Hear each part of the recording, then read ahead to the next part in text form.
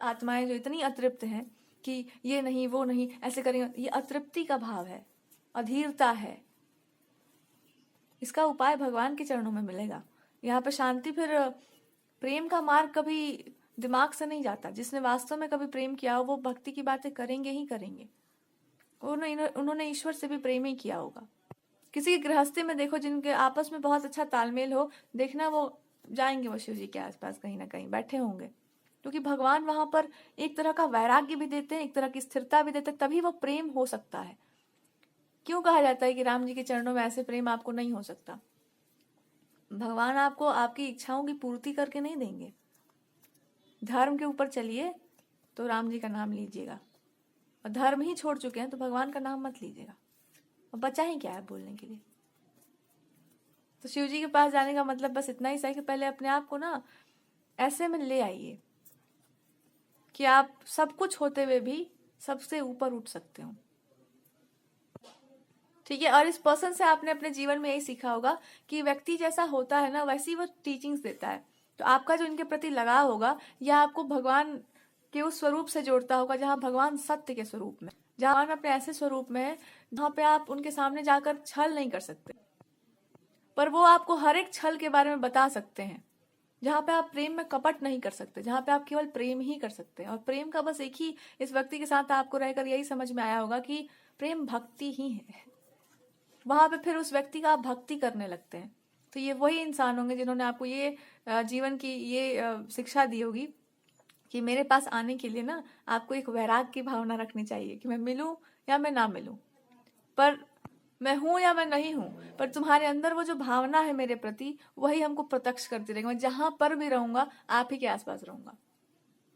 फिर वो एक अलग जोन में, एक अलग तरह का वो साधना बन जाती फिर वो इंसान की, या कह लो कि आपका जीवन ही एक तरह से साधना हो जाती है। या ये ऐसा प्रेम है जिसमें सब समाहित है, जिसमें सब कुछ मिला हुआ है।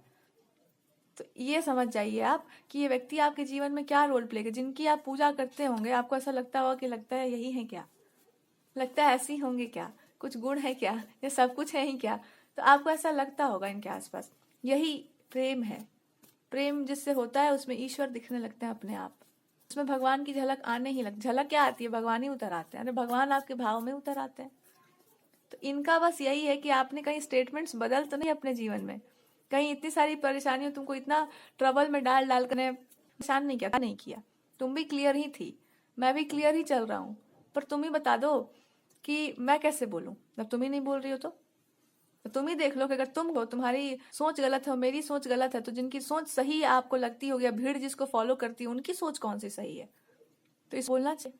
अब करते रहिए क्लियर स्टेटमेंट। और क्लियर स्टेटमेंट ही आप तब देंगे जब आप बिल्कुल इस चीज को समझ जाएंगे कि हम यहाँ पर क्यों हैं, या इस सिचुएशन में हम क्यों पे अड़े हुए हैं।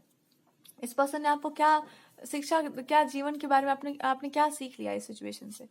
आपने संसार को सीख लिया, आपने जगत को जान लिया कि जगत का अर्थ यही हो गया कि भीड़ है, हल्ला बहुत है। जैसे मन में भगवान के प्रति चित्त समर्पित नहीं होना तो हल्ला बहुत होता है, ये कर लूं वो कर लूं, और एक बार वहां पे आप गए सब शांत हो जाता है। वैसे ही ये बता रहे हैं कि अगर हमारी तरफ आप नहीं देख रहे, और जहां आप देखिए, जहां कहीं भी तुम जाओगी वहां केवल ऑप्शंस, भ्रम, लोगों का किसी का ये मत है, किसी का वो मत है, और पता किसी को कुछ नहीं है। यही वो आपको एक्सप्लेन करना चाहते। तो ये सब बातें जब हम बोलते हैं तो इसमें मेरे पास कोई जादू की छड़ी नहीं है आपको समझाने के लिए, बताने के लिए, या यहाँ पे कोई स्टेप्स नहीं लगे हुए हैं। ठीक है, तो आपको यही बोलना होगा, और आपको इन पर्सन को भी बोलना होगा। इन ये वेट कर रहे हैं कि आप कब खुल करके इनसे बात करके बताते हैं कि आपके मन में क्या चल रहा है। ये आपको ऐसा कोई इंसान है जो मौके पर चौका मारना चाह रहा है कि देखता हूँ मैं भी ट्राई करके, यहीं पे बहती गंगा में हम भी देखते हैं कि मेरा कोई यहाँ पे प्रभुत्व है कि नहीं। देखना आपके पास ऑप्शंस होंगे लाइफ में, कभी के भूले चुके लोग। और कुछ लोग ऐसे हैं जो आपको ये देखना चाह रहे हैं कि मनी के प्रति आपका कैसा है, कि अगर आप बड़े बन जाओगी तो क्या होगा। और कोई इंसान आपको ये बताना चाहता है, आपको पता भी होगा कि भाई ये सब में कुछ नहीं रखा हुआ है। तो ठीक है, तो आपको, आपका मन होगा, धीरे धीरे आप बोलते बोलते आप अपने असली रूप में आ ही जाएंगे इस पर्सन के प्रति। और आपको इस बात का बहुत डर होगा कि मेरा डर नहीं होगा आपको, मतलब एक भगवान जी बता रहे हैं तुम्हारा हिडन जो है ना, जो खौफ है, बस यही है कि जैसे आपने इनको ट्रीट किया, अगर आपने सही में उनको ऐसे ट्रीट करना शुरू कर दिया, जो आप लोगों का रियल रिलेशनशिप था, तो आपको डर वर तो नहीं लगता है, मतलब आपका ऐसा होगा कि आप इनको अच्छे से समझा सकते हैं। सो मे बी आपको यही बोलना होगा इनको साफ साफ कि आपको डर इसी बात है कि मैं अपने असली रूप में आ जाऊंगी तो फिर मैं आ ही जाऊंगी, फिर मैं वापस तो जाऊंगी नहीं। तो आप इनको डांटना जानते होंगे अच्छे से। आप छोड़ो कहीं से भी आवाज आए, हमको तो इसको रीडिंग को कंप्लीट ही करना है। तो आपको यही बोलना होगा कि आप इतना डरते क्यों हैं, आप इतना डर क्यों रहे। अगर आपके मन में ऐसे इमोशंस है, मैं तो चाह ही रही हूँ कि आप खुल के बोलिए। खुल के बोलना पड़ता है अपने जीवन में, अपने फैसले जब लेने होते हैं तो खुल के बोलना पड़ता है। इससे प्रेम होता है, किसी विवाह करने का मन करता है तो खुल के बोलना पड़ता है। डरते क्यों हैं आप, निडर बनिए, बी फियरलेस, मेरे से सीखिए। देखिए मैं कितनी ढीठ हूँ। तो ये आपको बताना होगा कि जो लोग ऐसे डर जाते हैं ना लाइफ में, फिर बहुत दिक्कत हो जाता है। मैं चाह रही हूँ कि आप एकदम एम्पावर्ड होइए। इस मामले में भी आपको बोलना होगा। इन्होंने कभी खुल के बोला नहीं होगा लोगों से या आसपास के लोगों से आपके माजरे में, तो आपको बोलना है कि मैं उसी समय से याद करे बैठी हूँ कि आपको वहां पे बोल देना चाहिए था। खुल के आप बोलते तो कौन आपको रोक लेता। तो ये आपके लाइफ का लेसन होगा कि आपको मेरे बारे में खुल के बोलना चाहिए कि देखिए मुझे यही पर्सन से शादी ब्याह के बारे में मैं सोच रहा हूँ। भले ही घुटने तक ये इंसान आता है, पर उसको पता है कि मैं घुटने से मार भी दूंगा तब भी घुटना नहीं छोड़ना है। तो मुझे यही से ऐसे ही लोग पसंद है। आप बोल क्यों नहीं पाते हैं कि आपको एकदम समर्पित, भक्ति भाव वाला, एकदम आप पुराने जमाने के इंसान है। आपको ऐसे केले के पत्ते पे लगा हुआ मैरिड लाइफ चाहिए, आपको बहुत कुछ नहीं चाहिए होता है। बिल्कुल धार्मिक अरेंजमेंट आपको चाहिए। बहुत पुराने समय से आपकी ऐसी ख्वाहिशें हैं और आप अपने आप को इतना इंपॉर्टेंस कभी देते ही नहीं है कि आप अपने आप को एज अ प्रिंस या as a charming person treat करें। पर मुझे पता है, मैं जानती हूँ, मेरे पास वो इंटेलिजेंस है, मेरे पास वो आंखें, मेरी आंखें फूटी हुई नहीं है। और फूटने के बाद भी मेरी आंखें जो बच जाती हैं वो यही देख पाती हैं कि आपके पास यही दिक्कत है कि आप सब कुछ होते हुए भी आप बोल नहीं पा रहे हैं कि आप एक बहुत अच्छा लाइफ डिजर्व करते हैं। आप वही आपको जीवन में लेना चाहिए, अपने जीवन में एक्सेप्ट करना चाहिए जो आप वास्तव में करना चाहते हैं।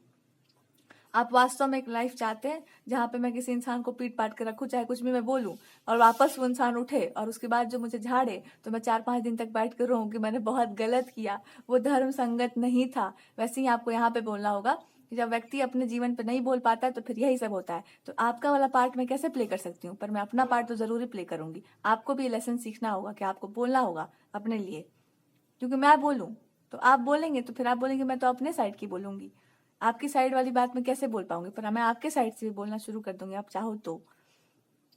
पर आपको इनको सबसे समझाना पड़ेगा कि बहुत गलत होता है।